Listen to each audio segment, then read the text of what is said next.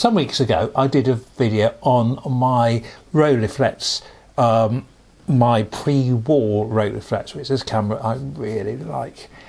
And I thought, well, what I really need is a Rolleicord of the same vintage. And here we are, a early Rolleicord. The Rolleicords came in I think the early 30s.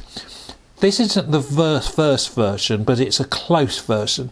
It's one of the early versions, because the later version, I think this dates from about 1934. The later versions had a bayonet for the filter.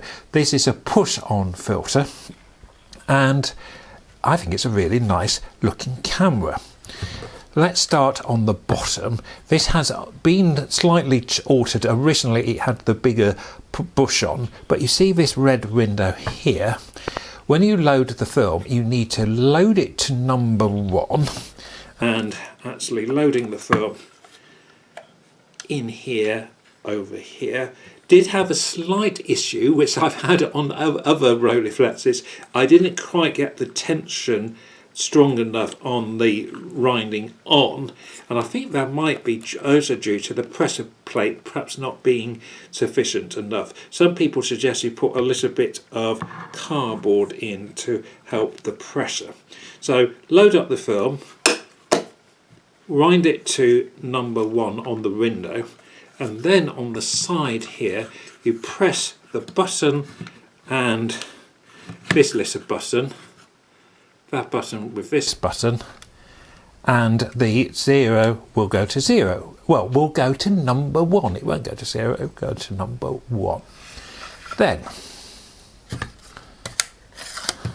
to use, you look down here, you focus here,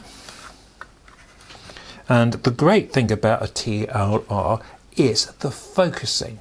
When we focus here, you can see the camera, the lens moving in and out. The shutter speeds are on the side here, and we have from B to 300, and the aperture is here. Again, not quite as sophisticated as the Rolleiflex, but this was a lot cheaper than the Rolleiflex. I think it was about half the price. You get the Rolleicord here, focusing here, and to set the shutter you have to bring it out, the shutter release here, and then click. So set the shutter there and click, and then you should, from my memory, press that and wind on. I think there's a slight issue with the button here. I didn't seem to have to press it all the time. I seemed to have to press it when it got to number 6, but not before that. What you haven't got on this model here, which you had on the later model, let's see if I can zoom out a little bit. On the later model, this was a sports finder, and you could put it down and you could use it as a sports finder. This model you haven't. As I said, I think this is a pretty early model. It's in not bad condition considering this camera is 80 years old. I can't count today. This camera is nearly 90 years old. So for 90 years old, I think it's in quite good condition. The lens appears to be quite clean, but let's see how the camera actually performed when I put a film in it. It was a rather dull day when I took the camera out, and I went towards Corfe Castle in Dorset and a little village called Kingston, and this first image just demonstrates how well this pre-war lens, so we're talking 1930, I think it's about 34, 35, and it turned out that this lens was really sharp. I actually really quite enjoyed using the camera. It did have a couple of issues. I did have an issue with some light getting in. I also had an issue with the shutter. I've since been able to clean it a little bit, and the shutter seems to be acting a lot better. Some of the shots are a little bit overexposed, but the essence of this camera was really, it was the lens. I couldn't tell a lot of difference between this and the Rolleiflex I was using a couple of weeks ago. And I know that I've met people who absolutely swear about the Rolleicords and the early Rolleicords, and this was a really nice camera to use. I think the only main issue I would have with it, apart from the light leaks, which I think might have been due to the slightly overexposure, you can see there where we've got light coming in, and it could be due to the film being a little bit loose at the end.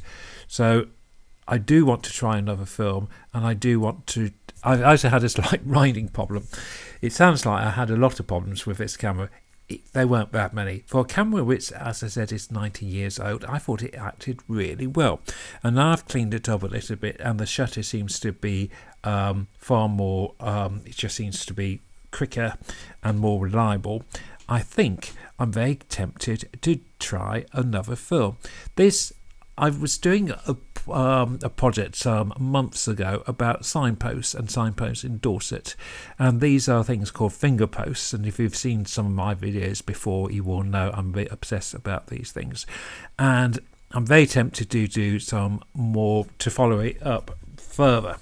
And it's a really good, this is where I've got a slight odd exposure in the middle, as you can see, but I'm pretty sure it was the problem with the shutter. And as I said, having used the camera quite a bit now, I think that could be a thing of the past. Let's try another film and see what happens.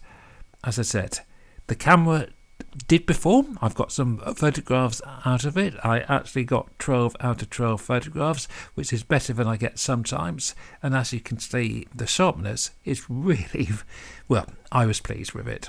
So that's using my go-to film, former pan, ID11, and I look forward to having another go with this camera. Thanks for watching. Bye for now.